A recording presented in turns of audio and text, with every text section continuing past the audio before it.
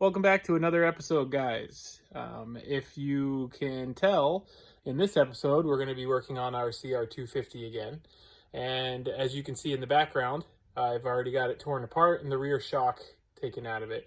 Today, we are going to try our hand at shim stacking and also rebuild the rear shock once again with a seal bullet so that it doesn't leak all over the place.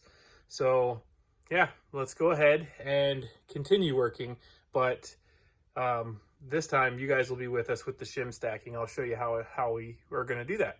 All right, let's get to work.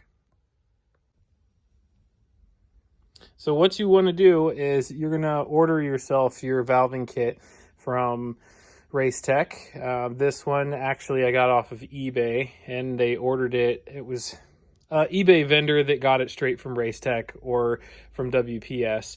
Either way, I got this. It was about 160 bucks, and it came with my valve, my shims, a couple packets of shims, a code for the DVS sheet that you can print off online, a couple cool little stickers that we'll put on the shock body whenever we're done, and some new bolts, some Loctite, a new seal, and some shim spacers. Basically everything you need. It also has a neat little diagram here that shows you the order in which things need to go onto the shock. As you can see, we've already taken our shock apart. This time, reinstalled a new seal, this time using the seal bullet that we got for 10 bucks on eBay as well. It's a Tusk seal bullet, and it's worth every penny because this thing is getting increasingly harder to find. I had to return it twice because I got the wrong one, or I was sent the wrong one. But apparently the O2 CR250 shock seal is different than pretty much all the other ones. So probably a good reason why a lot of people upgrade the shock and the rear swing arm and the rear subframe to like a newer CRF version. But anyways, to show you guys what happened to the last seal, whenever we put it on, we didn't use a bullet. And if you can see that inside there, that's a little piece of rubber from the shock seal lip inside there. That would be why we were leaking. So we tried to force this on without the use of the seal bullet, and we paid the price. So when we decided to rebuild, we decided we were going to use that this time. So good for us. Anyways, I went on to racetech.com with the code that came with the kit, got my DVS sheet, and have laid it out. Here's my DVS sheet. You've got compression on one side, rebound on the other.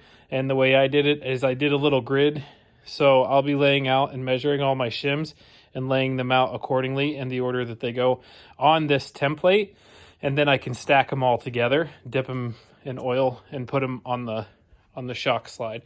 So let's go ahead. What we got to do is we got to individually measure. We have to use this micrometer and individually measure all these shim stacks and try to find all of the numbers and the amount of each number that we need in order to fill this DVS stacking sheet. As you can see on the compression, we have 10 0.20 by 44. And there's 10 spots there, so we'll lay all 10 of those out there. And then there are singles of all of these all the way out to here. So we'll lay those out, then we'll measure and find these. So that might take a while. So good thing for you guys, you're watching, I can go ahead and fast forward to that point. See you in a second. All right, welcome back. Instantaneously, everything's sorted. You know, it would be really nice, but I understand where they want the professionals to handle this kind of stuff. I get it, but since there's so many do-it-yourselfers out there these days, it'd be great if they just at least labeled the bags. So what I did is I went through, and they don't tell you this, but each one of the bags that they send you, they have serial codes on them or serial numbers, but none of these numbers, they're not, any of them are not relevant to the size of the shim. So what I did was I cut each one open individually, and I went and measured every single one in the bag to make sure they were all the same width. and then I labeled that bag. So this is 0.10, 0.15, 0.20, 25, and 30. On my DVS sheet, it just says, you know, I've got a bunch of 2.5s and a bunch of 3.0s in my stacking, and mine is for a rider 240 at its heaviest, and then intermediate riding 30 to 44 years old, prefers softer, no rebound separator, which is a little valve that is that you can buy. It's like $60. It's kind of worthless if you ask me, but anyways, so long story short, separated all of the shims out. As I sized them up, I made sure before I put them back in the baggie that was labeled that I put it on my chart where I needed it. And now I have all of my shims in order. So the order of the DVS sheet is here, and they stack in that order. This is your compression order, this is your rebound order, and it's listed this direction. So they go from bigger to little, and you stack them that way, except for this one sits in between these two, it looks like. So it goes those big ones, and then that little one, and then all of these, and then all of those. Same here, it goes those big ones, that little one, all of these, and all of those, and they stack.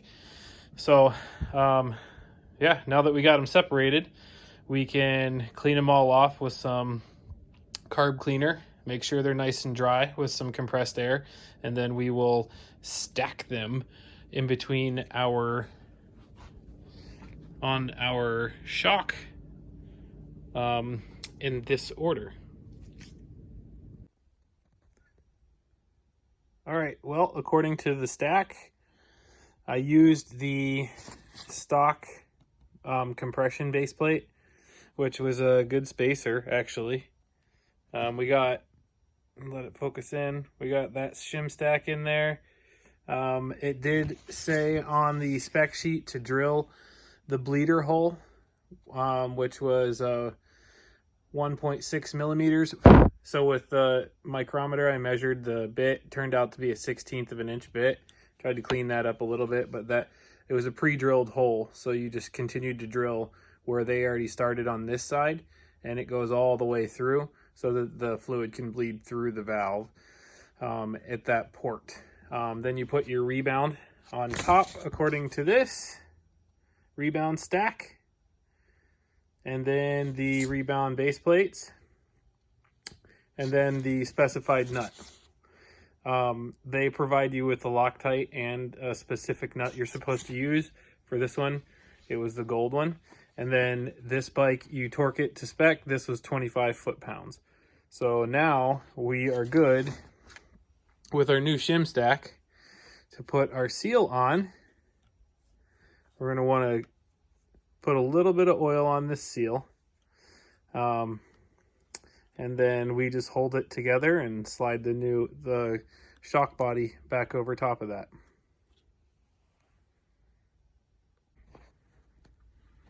Okay, once you flip your cartridge upside down and hold your seal on and slide it down into the cartridge straight.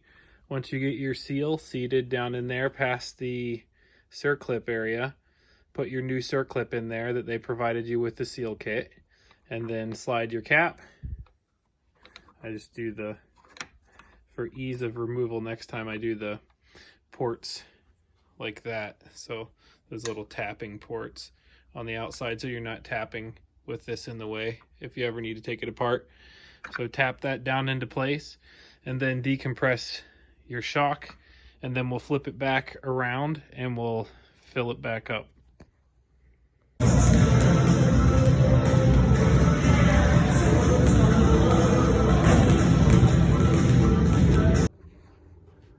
Okay, so once you have your seal in place and your cap tapped back on, put the shock in the clamp like this at a slight angle, and we're going to take the dampener out and fill it all the way to the top and slide it out, and keeping an eye on the suspension fluid as we fill it. We do not want this to get empty, because as we slide the shock out, it will suck it into the cartridge, and then we will need to keep filling this up until we're all the way, well, about halfway, and then back it back down, bring it to the top, and then suction it back and forth to fill this whole shock body up.